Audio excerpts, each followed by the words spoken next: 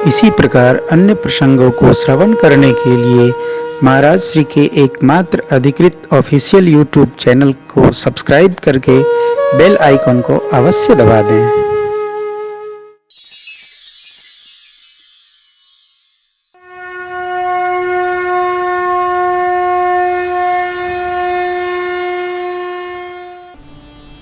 आपने देखा होगा कि हम ऐसी ऐसी बातें करते हैं जिससे हमारा कोई लेना देना नहीं।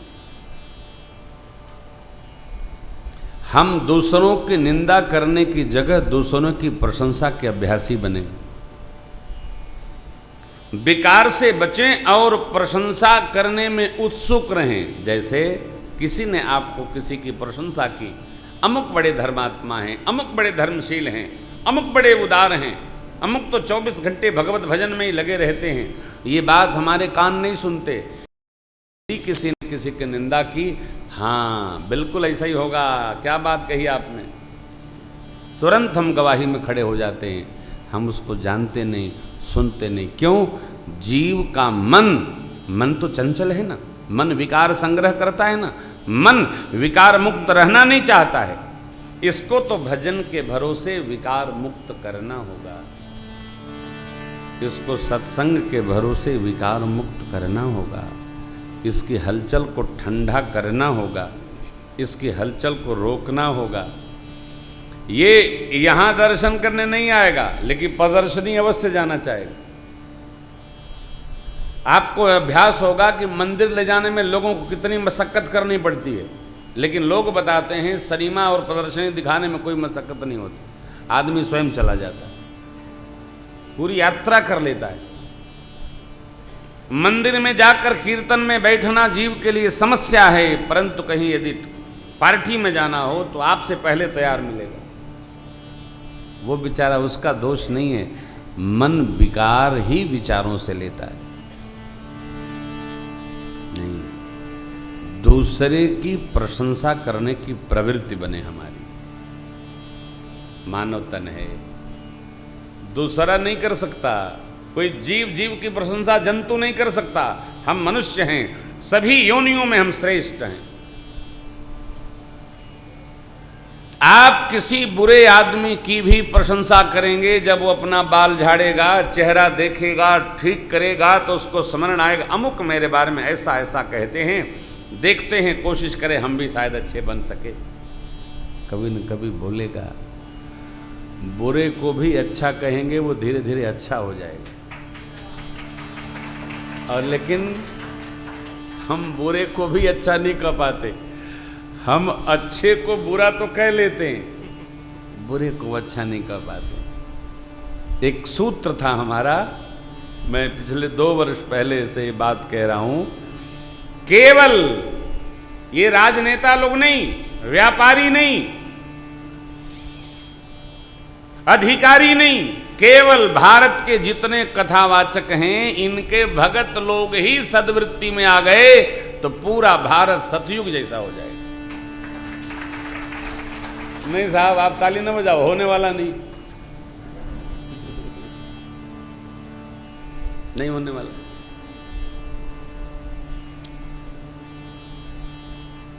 कोई तैयार नहीं है। हरिद्वार महाकुंभ में जब सनातन प्रारंभ हो रहा था, श्री लक्ष्मीनारायण भगवान पारदेश्वर महादेव माँ के श्री चरणों से, यहीं से सनातन का प्रारंभ हुआ।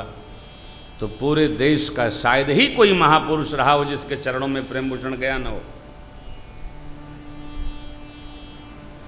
कोई नहीं सतयुगी बनना चाहता, सब अपनी अपनी गली में मस्त हैं, सबकी अपनी मौज है साहब, सबकी अपनी फौज है।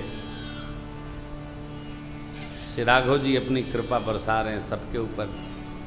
जो कि मैंने आपसे भी यहाँ बात कही कि निंदा से बचा जाए, प्रशंसा किया जाए, सब अपने अपने आनंद में, सबकी अपनी गति है, सबकी अपनी मति है। सत्य की चिंता किसी को नहीं है, भगवान तो अपना काम करेंगे ही करेंगे। फिर भी हम चुप नहीं रहते, हम अपनी बात कहते ही हैं। केवल भगत लोग, केवल हम आप ठीक हो जाएं, हम आप सतयुगी हो जाएं, तो कलयुग रहेगा कहां? लेकिन ध्यान रखना, आप 100% सतयुगी बनने की कोशिश भी न करना, नहीं तो मर जाओगे।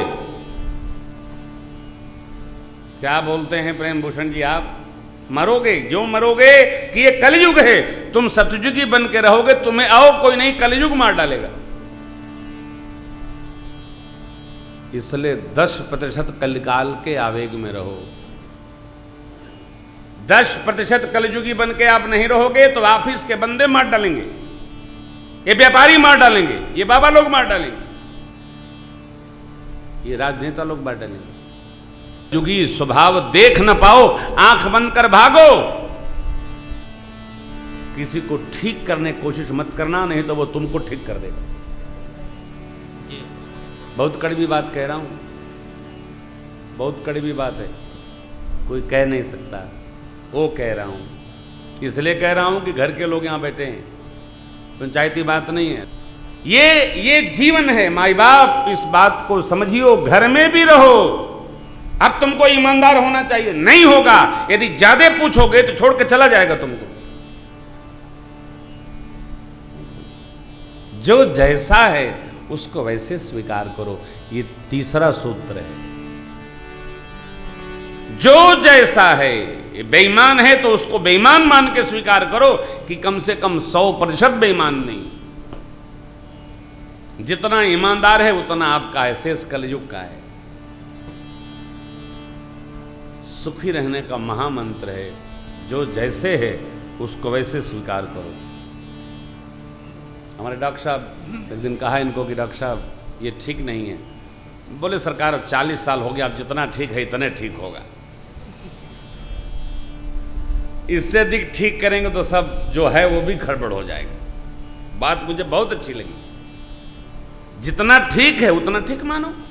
आप ये न समझ लेना जिनकी पूजा हम आप करते हैं इनके कितने युद्धपति थे, पद्म 18 सेनापतियों के मालिक सुग्रीव, सुग्रीव के मालिक राम जी, इनके दरबार में सब ठीक है, ठीक था,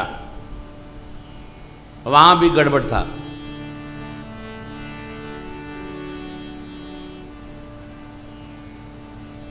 बहुलाश्व नाम का एक अमात्य त्रेता में भी भ्रष्टाचारी था। आज ही नहीं लोग हैं, आज ही हम आप बुरे नहीं हैं, त्रेता में भी किसी युग में किसी स्वरूप का, किसी तत्व का लोप नहीं होता। सात्विक, राजस और तामस भाव हर युग में विद्यमान रहते हैं।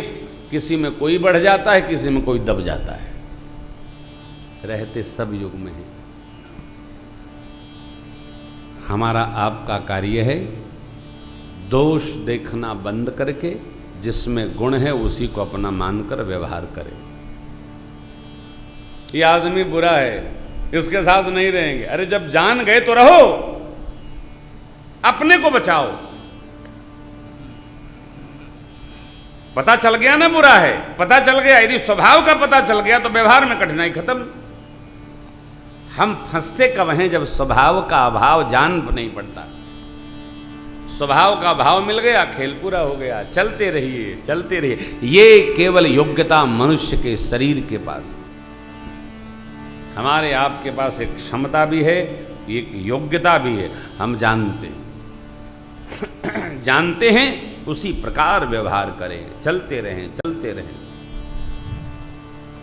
सब में अच्छाई है। धरती का कोई पौध नहीं जिसकी दवाई नहीं बनती हो, चाहे आयुर्वेद में चाहे होम्योपैथी में। धरती का कोई मनुष्य नहीं जिसमें कोई सद्गुण न हो, हर मनुष्य। अच्छा भाई, जब सद्गुण है तो कोई दुर्गुण भी होगा। हम करते क्या हैं, सद्गुण तो हमको अच्छा लगता है, लेकिन उसका जब दुर्गुण दिखाई पड़ता, अरे साहब बेकार का आदमी, आपको मैं क्या बताऊं, व्यवहार करने लायक नहीं, पहले बहुत अच्छा था अभी बहुत खराब हो गया। ये स्वभाव बदलें हम। जिसमें सद्गुण है उसी में दुर्गुण भी होगा, वो कहां जाएगा। इसलिए सद्गुणों को अपनाकर दुर्गुणों को दूर करने का यत्न करें। प्रभु सुग्रीव के दोष जानते हैं, दोष दर्शन बंद हो। अधिकतम समय हमारा दूसरों के दोष की चर्चा में न जाए, वो अच्छाइयों की चर्चा में जाए। कई लोग शिकायत करते हैं, महाराज आप लंका कांड की कथा नहीं करते। कभी करेंगे, व्यवस्थित कर देंगे। पूज्यपाद गोस्वामी जी ने 4 पंक्ति लिखा है, से तो बांध कपि सेन जिमि उतरी सागर पार गयऊ बसीठी बीरबर जेहबिद बाल कुमार। आगे 2 पंक्ति, निश्चर निकर मरन विधि नाना रघुपति रावण समर बखाना रावण बध मंदोदरी शोका राज विभीषण देव अशोका। छोटी सी बात है, ये मारे फिर वो मारे, फिर वो मारे, फिर काटे, फिर खच खच अतरी खींचे जाएं, लिए लुकाठी दौड़त भाएं। ये कोई अर्थ सिद्ध नहीं होता। हम तो ये चर्चा करना चाहते हैं कि हमको क्या करना है। और ध्यान रखिएगा, कई बातें हम पहले प्रयोग करते हैं फिर कहते हैं। प्रयोग में खरी नहीं उतरी तो बंद कर देंगे। आप अभ्यास करें, 2 साल 3 साल अभ्यास करें। हम किसी की अच्छाई का जब स्मरण करेंगे तो उसकी अच्छाई हमारे में अवतरित होगी। कई लोग दूसरे की अकेले में एकांत में बरेखी बहुत करते, दूसरा आया शुरू हो जाएंगे। वहीं दूसरा यदि उनकी करने लगे तो झगड़ा करने पर उतारू हो जाए। हमारी निंदा कोई करे हमको अच्छा नहीं लगता है, दूसरे की हम निंदा करेंगे तो कैसे अच्छा लगेगा। परमात्मा सब जगह व्याप्त है। नर शरीर, कैसा शरीर, देव दुर्लभ शरीर, नर तन सम नहीं कवनेऊ। ये नर तन पाकर मनुष्य को क्या क्या करना चाहिए, इन 4 अर्थों में अच्छाई ग्रहण करें, अच्छाई ग्रहण करें। एक बड़े महत्व की और आज के इस प्रवचन सत्र की अंतिम बात, फिर कथाक्रम में वो प्रवेश करेंगे। देखिए, हम जहाँ खड़े हैं, हम जहाँ रहते हैं, हमको हमारी भक्ति श्रृंखला बढ़ानी चाहिए। हमको स्वार्थ त्याग कर परमार्थ का विस्तार करना चाहिए। अर्थात हमको अपना सामाजिक दायरा बढ़ाना चाहिए। कैसे? सेवा करके, धर्म करके, भजन करके, लोगों के हित में अर्थात परहित करके। हम अपनों के लिए कितने वफादार हैं, ईमानदार हैं, क्या सदाचार हमारा सिद्ध है, लेकिन जब भी परमार्थ की बात आती है तो हम लोग संपन्नता रहते हुए भी विपन्नता में आ जाते हैं। जो परमार्थ में गति करता है वह भक्ति कर रहा है। देखो, पूजा न करो, पाठ न करो, माला न फेरो, कुछ मत करो, गंगा न नहाओ, केवल परमार्थ करने वाले का ये चारों सिद्ध हो जाता। कुछ मत करो, परमार्थ करो। महाराज कैसे करें?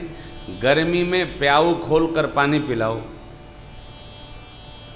पैसा नहीं है, घड़ा कोई दे देगा। गर्मी में धर्म करना है, घड़ा ले लो, पानी भर लो, पिलाओ।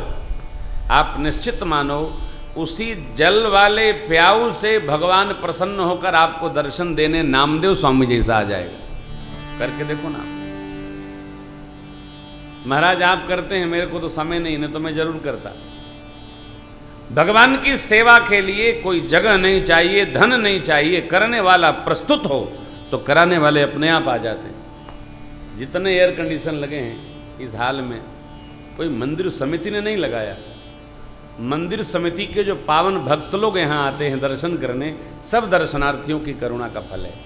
ये क्या है? भगवान की सेवा के लिए दिया गया एक ये परमार्थ है।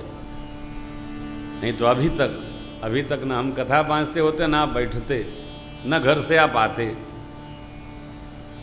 कई लोग तो यही सोच लेते होंगे चलो कम से कम 3 घंटा ठंडके लगेगी।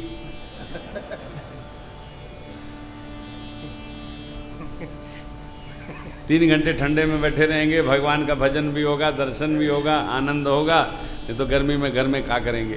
चलो, ये भाव भी शुद्ध है। घर से निकलकर हम सरकार के दरबार में आते हैं।